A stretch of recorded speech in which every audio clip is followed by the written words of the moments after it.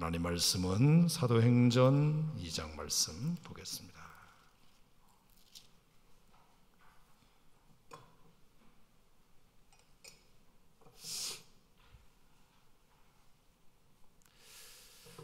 사도행전 2장 자, 오늘은 5절 말씀부터 13절까지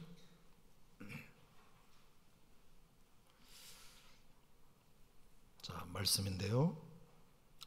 자, 우리 다 같이 한번 한 목소리로 13절까지 2장 5절부터 봉독하도록 하겠습니다. 시작. 그때에 경건한 유대인들이 천하 각국으로부터 와서 예루살렘에 머물러 있더니 이 소리가 나매 큰 무리가 모여 각각 자기의 방언으로 제자들이 말하는 것을 듣고 소동하여 다 놀라 신기하게 여겨 이르되, 보라, 이 말하는 사람들이 다 갈릴리 사람이 아니냐?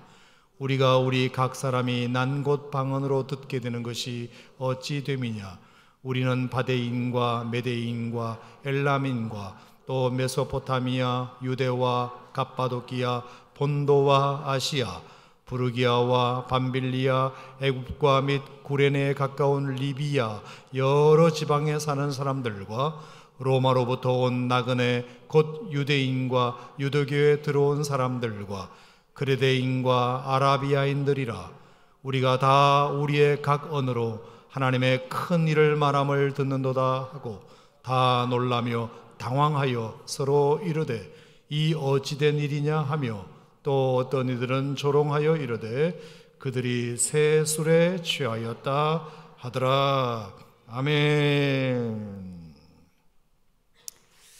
자, 오늘 이 밤에도 하나님께서 여러분에게 주시는 계시의 말씀이 여러분에게 큰 힘과 위로가 되시기를 축원합니다.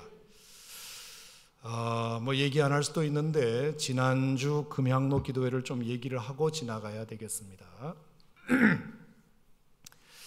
예민하신 분들은 느끼셨을 수도 있는데 아마 거의 느끼지는 못하셨으리라 생각합니다만, 지난주에 금향로 기도회 때 제가 설교하는 게 세교성전에서 했는데 여러분이 영상으로 보셨겠지만 너무 힘들게 설교했습니다. 지난주에.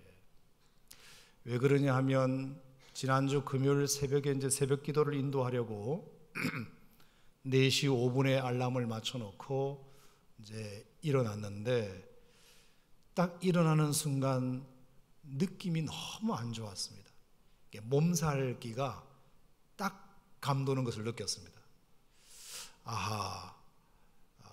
지금 내가 나가면 오늘 하루 종일 주일까지 영향이 있겠다, 그런 느낌이 확 순간적으로 왔습니다. 몸살 기운이 딱 들었어요. 근데 그 아침에 누구한테 전화해서 목사님 새벽기도 좀 대신해라 이렇게 말하기도 그렇고, 내가 약속한 거니까 기도하면서 나가면 또 하나님이 해주시겠지, 그런 마음으로 무리해서 일어나가지고 머리를 감고 옷을 입고 나와서 새벽 기도를 인도했습니다.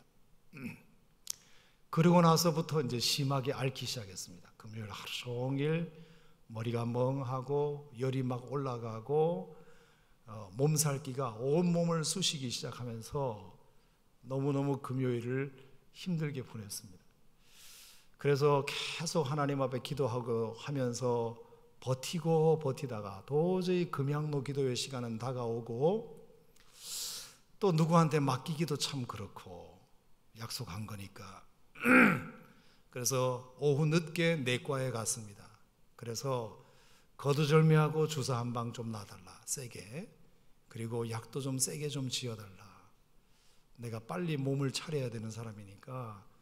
그래서 주사 한 방 맞고 약 세게 먹고 그리고 나서 금향로 기도회를 비몽사몽간에 인도했기 때문에 제가 이 말씀을 드리는 것입니다. 지난주에 괜찮으셨습니까? 네, 여러분들은 잘 못 느끼시죠 뭐. 목사님이 어떤 상태인지 별로.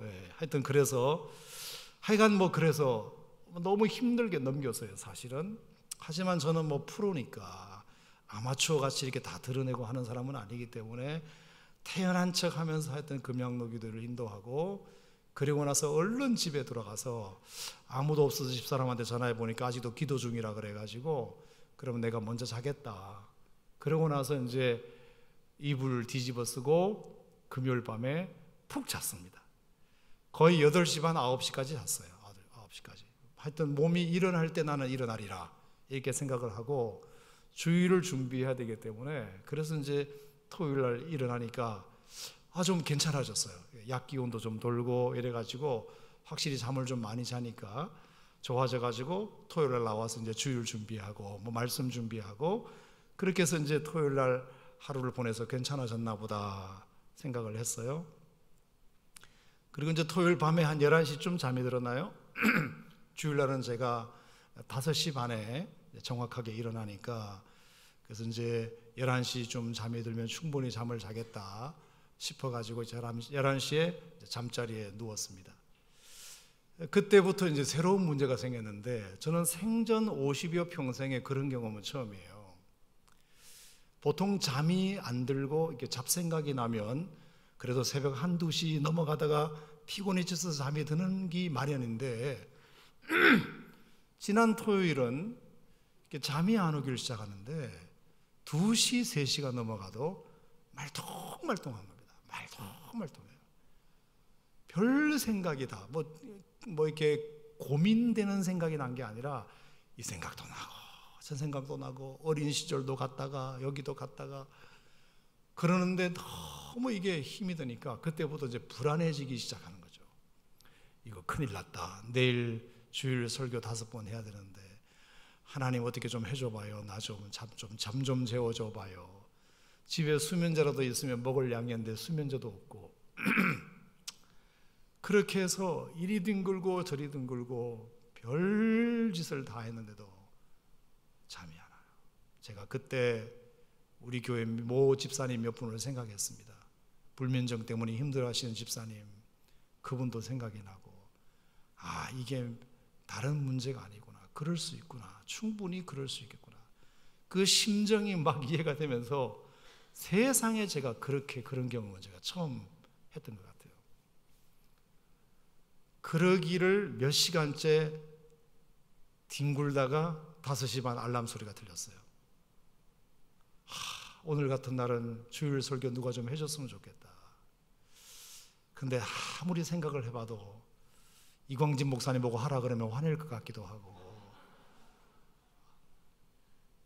그래가지고 아니다. 그래도 내가 나가야지 어떡하겠나. 그래가지고 이제 샤워를 하고 나왔어요. 주일 일부 예배 골동성전에 그래도 한 100명 가까이 나오시는데 도대체 무슨 설교했는지 하나도 기억이 안 나요.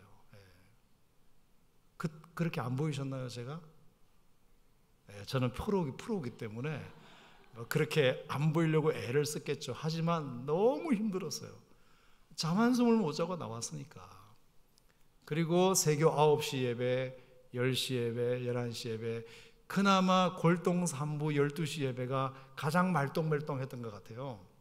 제 기억에는. 하여간 그렇게 이제 예배를 인도하고 오후에도 성지순례 모임하고 이런 데 등등 하고 주일날 들어갔단 말이에요. 그래서 이제 가만히 이렇게 생각을 해보니까 제가 오늘 무슨 설교를 어떻게 했는지도 잘 기억이 안 나고, 제목은 알고 대충의 스토리를 아는데 그 상황들이 잘 이렇게 기억이 안 날 정도로 너무 힘들었어요. 그래서 혹시 내가 실수는 안 했나 싶어가지고 우리 홈페이지에 올라와 있는 금양로 기도의 제 설교, 주일날 제 설교를 일부러 다시 한번 들어봤어요. 제가 이제 한 이틀 지나고 나서 혹시 실수한 게 있을까봐, 헛나간 말이 있을까봐 그랬더니 괜찮게 했더만 보니까 특별한 문제는 안 보였어요, 제가. 근데 이제 제가 저를 보니까 많이 피곤해 보이기는 했어요. 제가 얼굴을 이렇게 볼 때 피곤해 보이긴 했지만 큰 실수는 안 한 것 같아요. 지난주에 실수한 건 없죠, 제가. 갑자기 사탄을 믿으라 이런 얘기 한 적 없죠. 그렇게 해서 이제 지나갔는데, 제가 지금 무슨 얘기를 드리고자 하느냐 하면,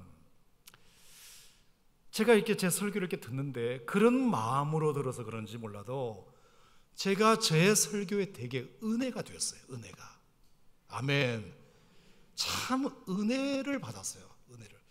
제가 한 설교를 오래간만에 제가 홈페이지를 통해서 들었는데 참 말씀이 참 좋았어요. 제가 한 설교임에도 불구하고 되게 은혜롭고 그런 눈으로 바라서 그런지 굉장히 성령 충만해 보이는 것 같기도 하고, 왜? 제정신으로 한 설교가 아니기 때문에 이건 성령의 정신으로 했다는 생각을 가지고 해서 그런지 훨씬 더 제가 들을 때는 좋았어요. 그래서 그런지 지난 금요일날 새벽 세교 성전에서 예배를 인도하고 나서 꽤 많은 성도들이 제 기억으로 다른 때와는 달리 오랫동안 성도들이 남아서 기도하는 모습을 제가 봤어요. 보통 금양 끝나고 나면 늦은 시간이기 때문에 성도님들 빨리 집으로 이렇게 가시는데, 지난주에는 유난히 세교 성전의 경우 좀 오랫동안 기도를 하시고 또 축도 끝나고 나서도 계속해서 그 자리를 지키면서 기도하시는 분들이 많았던 이유가, 알고 보니까 제가 제정신으로 설교하지 않았기 때문에 그랬구나 하는 생각이 들었고, 지난 주일 설교에 대해서도 몇 분들이 이렇게 저한테 피드백을 해주셨어요. 참 여유에 대한 말씀이 참 여러 가지로 좋았다는 얘기를 이렇게 들으면서 그 피드백이 굉장히 제게 새롭게 와닿았던 이유도 지난 주일날 제 설교가 제정신으로 한 설교가 아니었기 때문에 이렇게 성도님들이 은혜를 많이 받으셨구나 그런 생각이 들면서 오늘 사도행전 2장 이 이야기가 생각이 났습니다. 목회는, 기도는, 찬양은, 설교는 이게 제정신으로 하기보다 성령의 정신으로 해야 좋은 것이구나. 하나님께 그래서 얼마나 기도했겠습니까? 금양로 기도회 때도 정말 많이 기도했습니다. 하나님, 제가 이 설교만큼은 좀 어떻게 넘기게 해주세요. 하나님, 제가 지난 토요일날 한숨도 못 잤으니 어떻게 오늘 주일 설교를 좀 잘하게 해주세요. 평소보다도 훨씬 더 제가 마음으로 기도했을 것 아닙니까? 그러니까 정신은 약간 몽롱한 상태였지만 기도로 많이 준비해서 그런지 제가 제 설교를 들을 때도 은혜로웠고, 또 다른 분들에게 평가나 피드백을 들을 때도 참 다른 때와는 좀 다르게 느껴졌던 것 같다.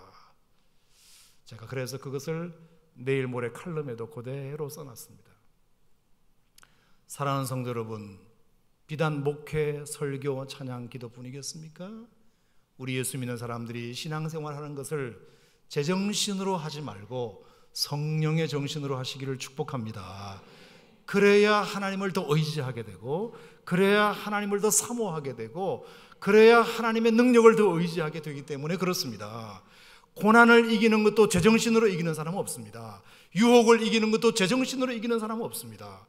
사역을 하는 것도 자기 정신으로 하기보다 우리가 성령의 정신으로 해나갈 때 그 사역이 빛을 발하는 것이고, 작은 봉사 하나도 내게 기쁨이 되고 만족이 되고 보람이 되고 영광이 되고 열매가 있고, 내 정신으로 하게 되면 내가 한 것 때문에 손해보는 것 같은 느낌도 들게 되고 본전 생각날 때도 있고, 그리고 주변에서 나를 알아주지 않으면 괜히 마음의 상처도 받기도 하고, 하지만 성령께서 내게 주시는 정신으로 충만하여 사역을 하든 기도를 하든 말씀을 전하든 찬양을 하든 우리가 그렇게 한다면 그것이 정말 그대로 그냥 그것이 하나님께 영광이 되고, 그것이 그대로 나에게 기쁨이 되고, 그것이 그대로 열매가 될 줄로 믿습니다.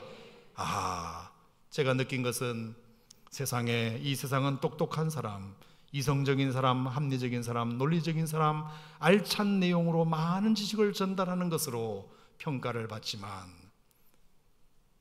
그것으로 능력이 나타나는 것은 아니구나. 하나님께서 터치해 주시고 하나님이 만져주셔야 진정한 인생의 변화가 일어나는구나. 여러분, 사실은 우리가 피지컬 터치, 육체적인 터치만 이렇게 해주는 것도 굉장히 그 사람과 가까워질 수 있습니다. 그래서 악수를 하고 등을 두드려주고 포옹을 하고 쓰다듬고 그렇게 하면 이 육체적인 터치가 그 사람과 나를 가까이 만듭니다. 훨씬 더 가깝게 느껴지고 뭔가 교감이 이루어지고, 그것 때문에 악수를 하면 감동을 받고 그렇습니다. 하지만 피지컬 터치만 우리에게 감동을 주는 것이 아니라 레셔널 터치, 이성적인 터치가 있습니다. 합리적인, 이성적인 터치. 그래서 좋은 지식을 전달하고 내용을 알차게 준비하여 지식을 전달하면 그 지식을 받아서, 정보를 받아서 자기 어떤 지적인 유희, 지적인 충만함이 이루어짐으로 말미암아 사람들이 감동을 받는, 오늘 참 좋은 것을 배웠습니다. 오늘 내가 몰랐던 것을 알았습니다. 그러면서 어떤 배부름을 경험하게 되는 그런 레셔널 터치도 있습니다. 하지만 정말 우리 인생에 필요한 터치는 스피리추얼 터치입니다. 영적인 터치.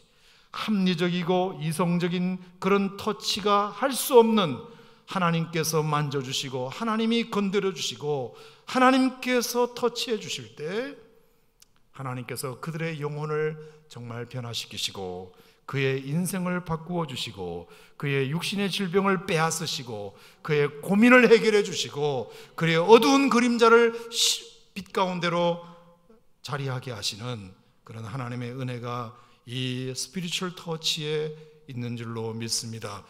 저는 오늘 이 밤에 우리 모든 오산 침례교 성도들, 골동 성전과 세교 성전에 있는 모든 성도들이 금양로 기도에 나오신 만큼 이상 하나님의 터치, 영적인 터치가 오늘 이 밤에 여러분에게 있기를 주님의 이름으로 축원합니다. 저의 설교로 인해서가 아니라 하나님께서 여러분들에게 직접 만져주시고 터치해 주시기를 주님의 이름으로 축원합니다.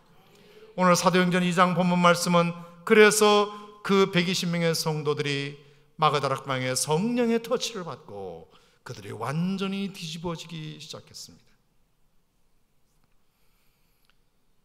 정말 죄송한 표현이지만 예수님께서 그렇게 3년 동안 옆에서 제자들을 키우고 가르치고 섬겼음에도 불구하고 일어나지 않았던 변화가 예수님이 지금 계시지 않는 상황임에도 불구하고 120명의 성도들이 그냥 함께 모여 성령을 기다린 것밖에 없는데 그 성령님이 그날 밤 마가다락방을 뒤집어 엎으시니까 예수님을 3년 따라다녀도 변하지 않았던 제자들이 완전히 변화가 된 줄로 믿습니다. 여러분, 가르치고 섬기는 것이 우리에게 참 좋은 것이지만 결국에 우리를 진정으로 변화시키는 것, 그것은 성령께서 우리를 만져주셔야 된다. 저는 그것을 부인할 수가 없습니다. 자, 어떻게 그들은 변화되었습니까? 첫 번째, 그들이 성령의 터치로 말미암아 그들은 더 이상 옛날로 돌아가지 않기로 결단하게 됩니다.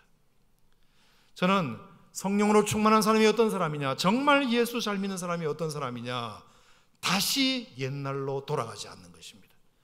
그런 사람이 얼마나 귀한지 모릅니다.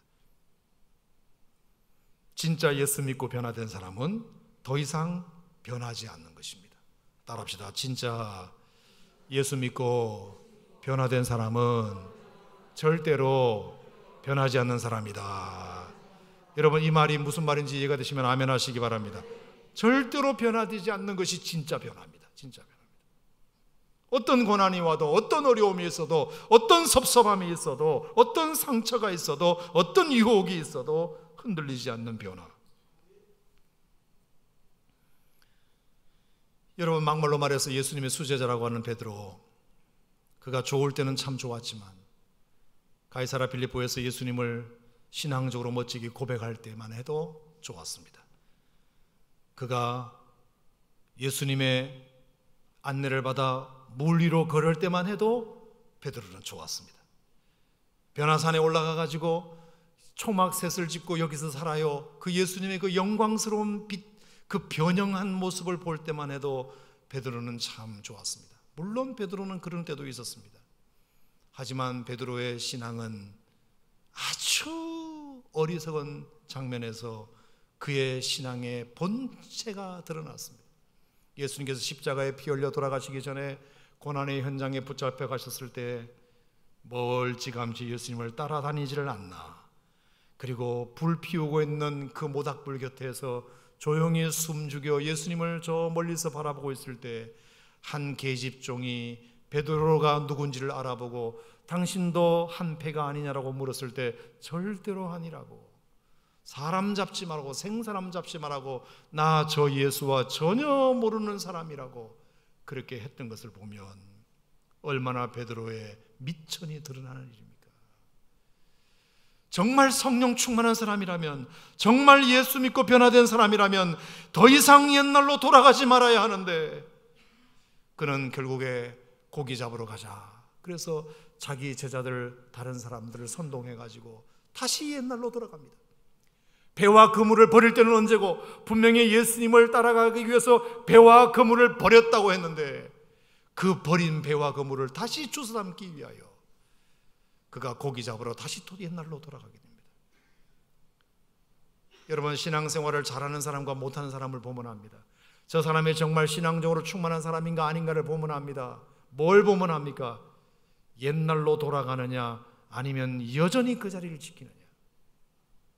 조금 힘들다고 해서, 조금 섭섭하다고 해서, 그리고 자기 마음대로 일이 풀리지 않는다고 해서 지금까지 가졌던 신앙을 다 허물어버리고 그 전의 단계로 돌아간다면 성령 충만하지 못한 거죠. 저는 여러분들이 꼭 결심하셨으면 좋겠습니다. 물론 결심으로 되는 건 아닙니다만, 성령께서 여러분들을 붙잡아 주셔야 됩니다만, 그래도 여러분 꼭 결심하셨으면 좋겠어요. 내가 지금보다 더 물러나지는 않을 것이다. 아멘. 바울이 얘기했던 것처럼 내가 푯대를 향하여 아직 잡은 줄로 여기지 아니하고 달려가노라. 내가 더 이상 이보다 더 물러서지는 않겠다. 내가 지금까지 신앙생활 해온 세월이 얼마고, 내가 하나님 말씀을 들어온 것이 얼마고, 그런데 내가 힘들고 어려운 일이 닥쳤다고 해서, 내 마음이 상했다고 해서, 고난과 유혹이 온다고 해서 흔들려버리고 다시 옛날로 변질되어 돌아간다면 그건 주님께서 기뻐하실 일이 아닌 것입니다. 여러분, 사도행전 4장을 보시면 참 베드로가 그래서 너무 멋있어요. 그렇게 예수님을 부인했던 사람치고는 참 베드로가 진짜 변화된 사람이 맞구나, 변화된 사람이 맞구나. 자, 사도행전 4장 한번 보시겠어요? 사도행전 4장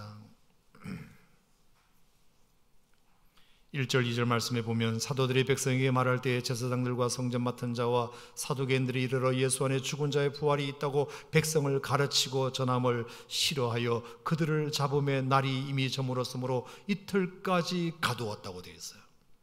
그만큼 이 사도들과 백성들이 하나님 말씀을 증거하고자 할 때 종교 지도자들이 여전히 딴지를 걸고 그것을 아주 싫어하고 방해했습니다. 하지만 베드로가 이제 달라진 모습을 보세요. 4장 12절 우리 같이 한번 읽어볼까요? 시작. 다른 이로서는 구원을 받을 수 없나니 천하 사람 중에 구원을 받을 만한 다른 이름을 우리에게 주신 일이 없음이라. 주신 일이 없습니다. 그랬더니 이 종교 지도자들이 뭐라고 말했느냐, 15절 보니까 공회에서 나가라 서로 의논하되 이 사람들을 어떻게 할까. 그래서 17절에 이것이 민간에 더 퍼지지 못하게 그들을 위협하여 이후에는 이 이름으로 아무에게도 말하게 하지 말자 하고 그들을 불러 경고하여 도무지 예수의 이름으로 말하지도 말고 가르치지도 말라. 예수의 이름으로 말하지도 말고 가르치지도 말라 했습니다. 그랬을 때 19절 다 같이 시작. 베드로와 요한이 대답하여 이르되 하나님 앞에서 너희의 말 듣는 것이 하나님의 말씀을 듣는 것보다 옳은가 판단하라. 20절 우리는 보고 들은 것을 말하지 아니할 수 없다. 할렐루야. 여러분, 이게 성령 충만의 증거입니다. 성령 충만. 다시 옛날로 돌아가지 않는 것입니다. 베드로가 더 이상 옛날로 돌아가지 않는 것입니다. 십자가 앞에서, 예수님의 그 고난의 현장 앞에서 다시 옛날로 돌아갔던 그 베드로의 과거가 있었습니다. 하지만 이제 베드로는 달라졌습니다. 그가 성령의 터치를 받고 나서는, 성령의 기름 부으심을 받고 나서는, 성령의 충만함을 받고 나서는 그보다 훨씬 더 엄청난 고난이 그를 핍박했지만 그는 옛날로 돌아가지 않았습니다. 우리가 보고 들은 것을 말하지 않을 수 없다. 하나님 앞에서 너희들 말 듣는 것이 하나님의 말씀 듣는 것보다 옳은가 판단하라.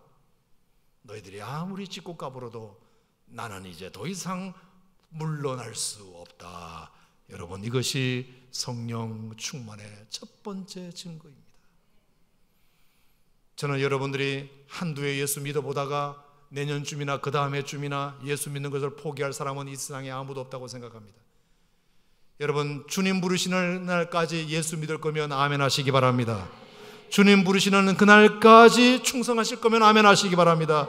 절대로 여러분의 남은 인생에 더 이상의 후퇴는 없기를 축복합니다. 후퇴는 없기를 축복합니다. 힘들고 어려운 일이 분명히 있을 것입니다. 기도해도 응답이 안 되고, 사업은 여전히 잘 안 될 수도 있고, 교회에서 여러 가지 봉사와 헌신을 많이 했지만 내 마음의 기쁨이 사라질 수도 있고, 그럴지라도 내가 더 이상 옛날로 돌아가진 않아. 내가 옛날과 지금이 달라진 것 한 가지가 있다면, 옛날에도 열심히 했고 지금도 열심히 하지만 그 옛날의 열심과 지금의 열심이 근본적으로 다른 것이 있다면, 옛날에는 열심히 하다가도 수틀리면 그냥 안 해버리고 말았는데 이제는 다르다. 이제는 아멘. 내가 조금 시험에 들 수는 있지만 그렇다고 해서 내가 완전히 포기하거나 그러지는 않을 것이다. 회복 탄력성으로 다시 탄력을 받아서 다시 회복되어 하나님께서 내게 그럴 때일수록 나를 더 돌아보면서 주님이 맡긴 사명을 더 잘 감당하는 그런 하나님의 백성으로 설 수 있다면 얼마나 참 좋을까. 우리 오산 침례교회 오늘 이 밤에 금양로교대에 나오신 여러분들에게 다시는 옛날로 돌아가지 않는, 앞으로 전진만 하는 성령 충만한 성도들이 되시기를 주님의 이름으로 축원합니다. 두 번째, 성령의 터치를 받으면 어떤 일이 일어나느냐. 자, 2장 11절 말씀을 보겠습니다. 2장 11절. 그레데인과 아라베인들이라 우리가 다 우리의 각 언어로 하나님의 큰 일을 말함을 듣는도다. 하나님의 큰 일을 말함을 듣는도다. 성령 충만의 두 번째 증거는 입을 열기만 하면 하나님이 하신 일을 말하기를 시작한다는 겁니다. 하나님이 하신 일을 말하기 시작한다. 지금까지는 내가 한 일에 대해서 말했지만 이제 성령으로 충만하면 하나님이 나를 통하여 하신 일을 말하고 싶어 한다는 것입니다. 성령 충만하면 그 입의 내용이 달라진다. 하나님의 일을 말하게 된다. 옛날에는 사람들 만나면 취미 얘기하고 정치 얘기하고 세상 돌아가는 얘기하고 자식 얘기하고 남편 얘기하고 교회에서 만나든 목장에서 만나든 기도 모임에서 만나든 맨날 어떤 모임이든 하는 얘기는 똑같아요. 정치 얘기하고 사업 얘기하고 친구 얘기하고, 지금 자리가 목장 모임인지 무슨 기도 모임인지 그것도 구분하지 못하고 하는 얘기가 늘 그런 얘기였는데, 이제는 내 입술이 달라져서 모여서 누굴 만나기만 하면 집사님 내 얘기 좀 들어봐. 하나님이 또 이렇게 역사하셨지 뭐야. 하나님이 또 이렇게 나에게 함께 하셨지 뭐야. 하나님이 이런 일을 하셨지 뭐야. 아멘. 하나님의 일을 말하고 싶어하는 거야. 하나님의 일을. 무슨 큰 일이 일어나서가 아니라, 무슨 큰 사업을 성공해서가 아니라, 잔잔하게 일어나는 오늘의 내 삶의 일거수일투족 속에 하나님께서 이렇게 나를 간섭하시고 인도하시고 위로하시고 소망 주시고 지혜 주시고 능력 주심에 대하여, 하나님에 대하여 내가 얘기거리들이 많아지는 것입니다. 얘기거리들이. 할렐루야. 아멘. 아멘. 여러분, 이게 간증 아닌가요? 모이면 하나님 얘기하고 하나님이 이렇게 하셨다고, 하나님이 저렇게 하셨다고. 그게 성령 충만이잖아요. 내 삶에 어떤 일이 일어났는지 하나님에 대해서 말하는 거죠. 뭘 먹었는지 말하지 않고, 뭘 보았는지 말하지 않고, 뭘 들었는지를 말하지 않고 하나님의 일을 말하는 것. 저는 그것이 얼마나 참 귀한 일인지 몰라요. 언제든지 하나님의 일을 말하는 것. 여러분, 저는 여러분의 목장 모임에서 목장 교제에 보면 제일 첫 번째 질문이 그거잖아요. 지난 한 주 감사의 제목을 함께 나눕니다. 그러면 서로 앞다투어서 지난 한 주 하나님께서 나에게 이런 감사의 거리를 주셨다고, 우리가 그렇게 고백할 수 있고 그렇게 나눌 수 있을 때 그것이 다 우리에게 은혜가 되고 그것이 영적인 양식이 되는 것 아니겠어요? 그래서 세상 돌아가는 얘기는 다른 데서도 많이 할 수 있으니까, 할 수 있다면 교회 안에서의 모임에서는 가능하다면 우리가 하나님의 일을 말하고 하나님의 일을 간증하고 하나님의 큰 일을 함께 나눌 수 있다면 우리가 그것을 듣는도다 그랬잖아요. 우리의 각 언어로 하나님의 큰 일을 말함을 듣는도다. 수많은 사람들이 그 120명의 성령 충만받은 사람들을 구경하러 왔다가 그들이 하나님의 크신 일을 말함을 듣고 그들도 영향을 받는 것 아니겠어요? 여러분, 어디 가든지 교회 자랑하시고 어디 가든지 하나님 자랑하시고 그렇게 하시기를 축복합니다. 아멘. 그게 성령 충만의 증거란 말입니다. 성전 미문에 앉은 안전뱅이가 베드로와 요한이 지나갈 때 한 푼 달라고 구구할 때 마침 주머니에 돈이 없어서 아무것도 줄 것이 없었지만 내가 은과 금은 가진 것이 없으나 나사렛 예수 그리스도의 이름을 내가 가졌으니 일어나 걸어라. 그랬을 때 걷기도 하며 뛰기도 하며 하나님을 찬양하는 놀라운 일이 일어나게 되었습니다. 자, 사도행전 10장에도 보면 참 우리에게 중요한 말씀이 나와요. 자, 사도행전 10장 한번 보실래요? 사도행전 10장. 자, 고넬료와 베드로의 이야기인데 거기도 보면 참 은혜가 돼요. 은혜가 돼요. 나중에 다시 설교하겠지만 사도행전 10장 1절에 가이사랴에 고넬료라 하는 사람이 있으니 이달리아 부대의 군대의 백부장이었어요. 그가 경건하여 하나님을 경외하며 백성을 많이 구제하고 하나님께 늘 기도하는 사람이었는데 하루는 9시쯤 되어 환상 중에 하나님의 사자가 고넬료에게 말씀하셨어요. 고넬료야, 사람을 보내어 베드로를 청해와라. 베드로를 모시고 와라. 그랬어요. 그래서 고넬료가 욥바라는 곳에 베드로 사도를 모시러 사람을 보내게 됩니다. 그럴 때 베드로는 그럼 뭘 하고 있었느냐? 9절. 이튿날 그들이 길을 가다가 성에 가까이 갔을 때 베드로가 기도하려고 지붕에 올라갔어요. 지붕에. 그때가 제6시 낮 12시였어요. 10절. 그가 시장하여 먹고자 하며 사람들이 준비할 때 황홀한 중에 하늘이 열리며 그릇이 내려오는 것을 보았어요. 그 그릇에 큰 보자기 같고 네 귀를 메어 땅에 들이온 것을 보았어요. 세상에 그 안에는 땅에 있는 각종 네 발 가진 짐승과 기는 것과 공중에 나는 것들이 있는 거예요. 그래서 소리가 있어서 베드로야 먹어라 그랬어요. 그랬더니 베드로가 뭐라 그랬죠? 14절. 주여 그럴 수 없나이다. 속되고 깨끗하지 아니한 것을 내가 먹을 수 없나이다. 그랬더니 두 번째 말씀하시기를 하나님께서 깨끗하게 하신 것을 네가 속되다고 말하지 말아라. 그러면서 세 번 그런 일이 있었어요. 베드로가 이게 무슨 뜻일까 생각하고 있었는데 고넬료가 보는 사람들이 마침 17절에 왔어요. 17절. 베드로가 본 바 환상이 무슨 뜻인지 속으로 의아해하고 있을 때 마침 고넬료가 보낸 사람들이 시몬의 집을 찾아 문 밖에 불러 묻되 베드로라는 시몬이 여기 계시오라고 말했어요. 자, 고넬료가 기도하는 가운데 환상 중에 사람을 욥바로 보내어 베드로를 청해와라.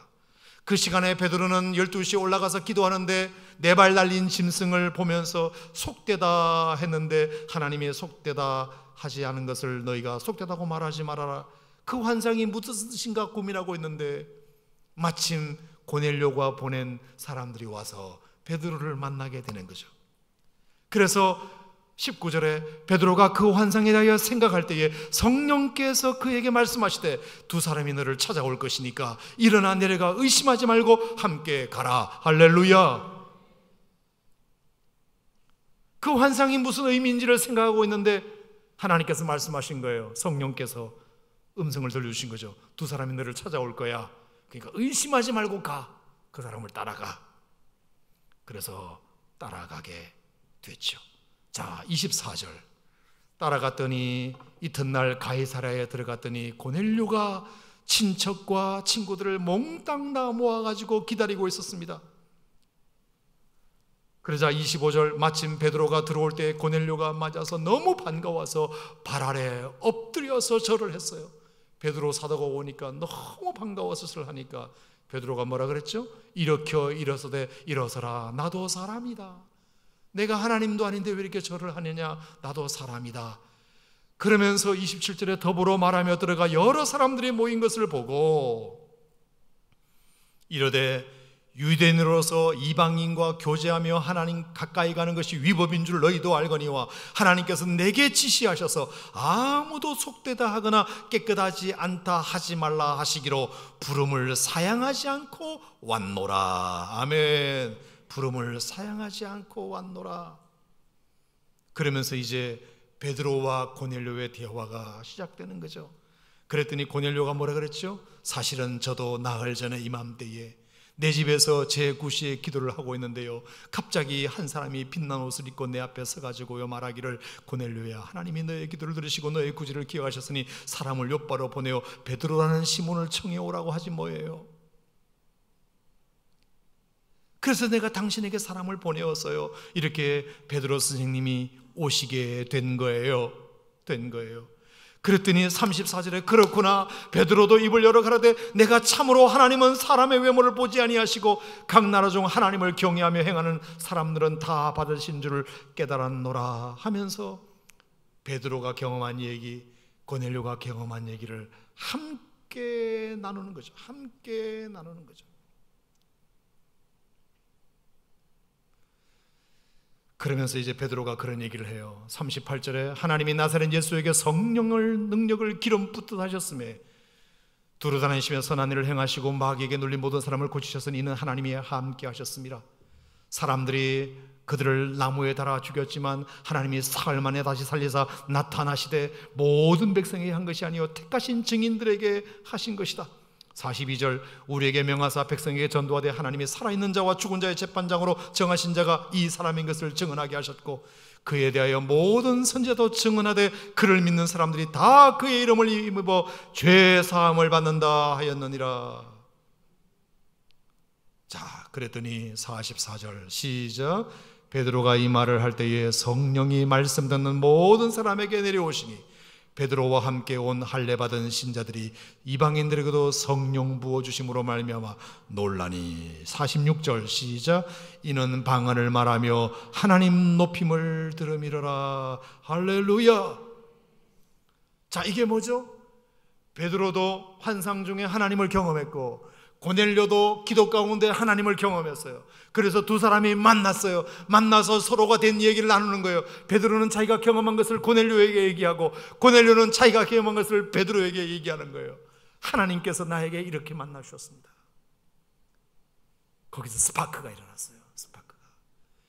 그리고 그 베드로의 이야기를 듣는데 수많은 사람들이 동일하게 성령의 능력을 힘입고 방언을 말하며 하나님을 높이게 된 줄로 믿습니다. 여러분, 이게 뭐죠? 하나님의 일을 말하는 거죠.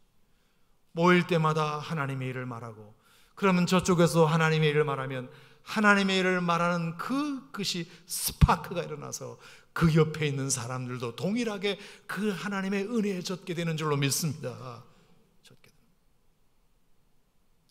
그래서 우리의 간증이 얼마나 중요한지 몰라요. 나는 하나님을 이렇게 만났습니다. 아, 그러시냐고. 저는 하나님을 이렇게 만났습니다. 그럼 믿음 없는 사람들이 가운데서 그걸 듣고 양쪽에서 하나님을 만났다는 그 소리를 듣고 자동적으로 그 은혜를 받고 그 물에 들어가서 물들어서 나도 그 하나님의 은혜를 받고 싶다는 그 강렬함이 생겨 그 모두에게 성령의 부어주심을 경험하게 되는 것입니다. 여러분,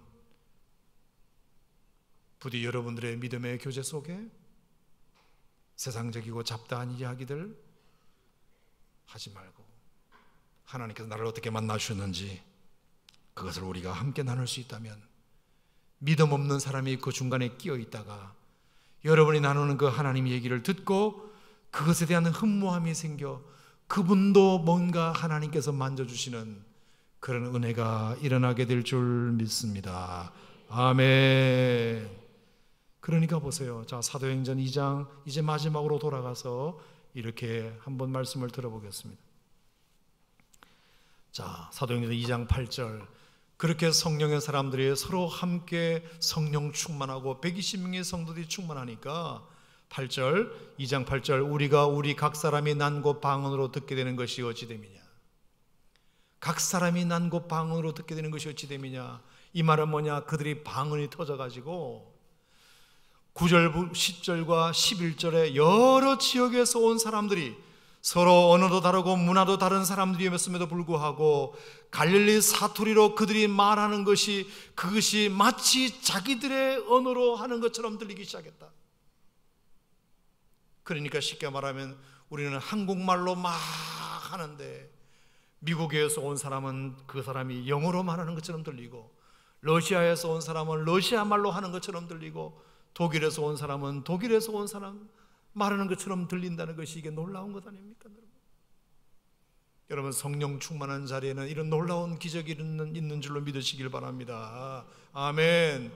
그러니까 보세요, 제가 아까 농담으로 말했지만 성령으로 충만해서 설교를 하면, 맨정신으로 이성적으로 합리적으로 논리적으로 설교하면 물론 그 말이 어떤 내용인지 이해는 되고 맞아요 목사님, 맞아요 목사님에서 끝일 수 있지만, 때로는 이게 이리 갔다 저리 갔다 논리도 없는 것 같고 이성적이지도 못한 것 같고 뭔가 서론과 본론과 결론이 없는 것 같은 말씀을 들을지라도 뭔가 거기에 성령이 충만하여 역사가 되어 일어나면 이상하게 거기에 끌림이 일어나고, 거기에 뭔가 이상하게 성령의 폭발이 일어나고, 거기에 감동이 일어나고, 거기에 기적이 일어나고, 거기에 은혜가 일어나는 일들을 여러분도 경험하셨잖아요. 꼭 논리적이어야, 꼭 합리적이어야, 꼭 이성적이어야 일어날 수 있는 것은 아닙니다. 성령의 터치는 이성을 초월하니까요. 합리적인 것을 초월하니까요. 우둔한 메시지로 그냥 전했을 뿐인데 성령께서 만져주시면 다 각자 주시는 음성으로 듣게 된다. 목사님은 그냥 그렇게 말씀했을 뿐인데 앉은 자리마다 하나님께서 터치하셔가지고 한 사람을 완전히 위로를 뒤집어 놓아서 위로가 필요한 자에게는 위로가, 격려가 필요한 자에게는 격려가, 지혜가 필요한 자에게는 지혜가, 능력이 필요한 자에게는 능력이, 도전이 필요한 자에게는 도전이, 회개가 필요한 자에게는 회개가 일어나는 이런 놀라운 은혜는 사람의 말 주변으로 되는 것이 아니라 성령께서 충만하게 역사하실 때 그런 일이 일어나게 되는 것 아니겠습니까? 저도 가끔 그걸 느껴요. 저는 오늘 말씀 준비를 이런 의도로 했는데 성도님들이 가끔 오늘 목사님 은혜 받았어요 그러면서 해주시는 말씀을 가만히 들어보면 내가 한 의도와 전혀 상관없이 은혜를 받았더만, 나는 그런 뜻으로 하지 않았는데 각자 주시는 음성으로 다 듣는 거예요. 각자. 왜? 삶의 자리들이 다 다르기 때문에. 저는 여러분의 삶의 자리를 모르잖아요. 하나님 말씀을 그냥 전했을 뿐인데 각자의 삶의 적용들이 다 다르다 보니까 어떤 사람은 A라는 모습으로 은혜를 받고 어떤 사람은 B라는 모습으로 은혜를 받고,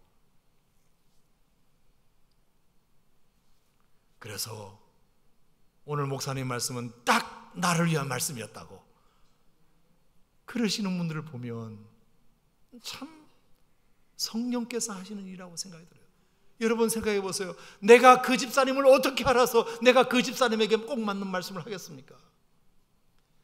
저는 그 집사님의 형편을 모릅니다. 저는 알고 한 게 아니에요. 목사님이 나들으라고 하는 것 같다, 절대로 그런 거 아닙니다. 그냥 대중적으로 했을 뿐이에요. 근데 여러분들이 그걸 그렇게 들으신 거예요. 저건 내 말씀이다, 저건 나를 위해 하신 말씀이다. 아멘. 이게 성령의 역사입니다. 아멘.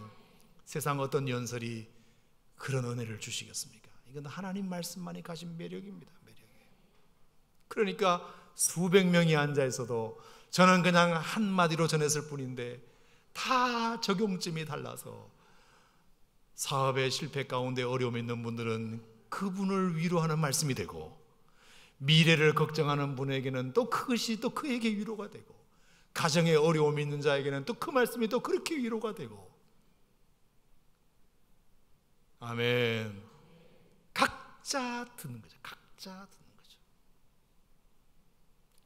성령께서 충만하게 역사하시는 것이 얼마나 우리에게 중요한가 저는 생각하게 되고요. 오늘의 결론은 이것입니다.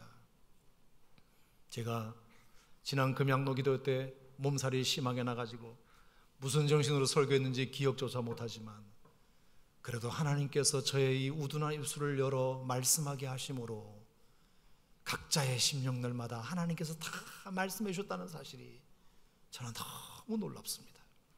지난 주일날 토요일날 한숨도 못 자고 설교를 했음에도 불구하고, 제정신으로 하지 않았음에도 불구하고 그래도 하나님께서 그 부족한 가운데서도 뭔가 하나님께서 터치해 주셔가지고 각자에게 다 말씀하셨다는 사실이, 이건 성령의 역사가 아니고서는 설명이 불가능한 일인 줄로 믿습니다. 성령으로 충만하셔서 절대로 후퇴하지 마시고 앞으로 전진만 하시는 은혜가 있기를 축원합니다. 성령으로 충만하셔서 만나는 사람들마다 정치 얘기 무슨 얘기보다 정말 하나님이 나 가운데 역사하셨던 그 은혜를 함께 나누고, 그 성령으로 충만하여 어떤 말씀을 강단에서 전파하든지 그것이 내게 주시는 레마의 말씀으로 받아들일 때 여러분의 삶에 놀라운 성령의 터치가 예배 시간마다 날마다 일어나게 될 줄 믿습니다. 성령님 오늘 이 밤에도 오시옵소서. 성령님 오늘 이 밤에도 나를 만져주시옵소서. 오늘 시간 찬양 부르고 함께 기도할 때 오늘 우리 골동성교와 세교성전에 있는 모든 성도님들의 영혼 속에 성령의 터치, 스피리추얼 터치, 영적인 터치가 있기를 주의 이름으로 축원합니다. 하나님 아버지 감사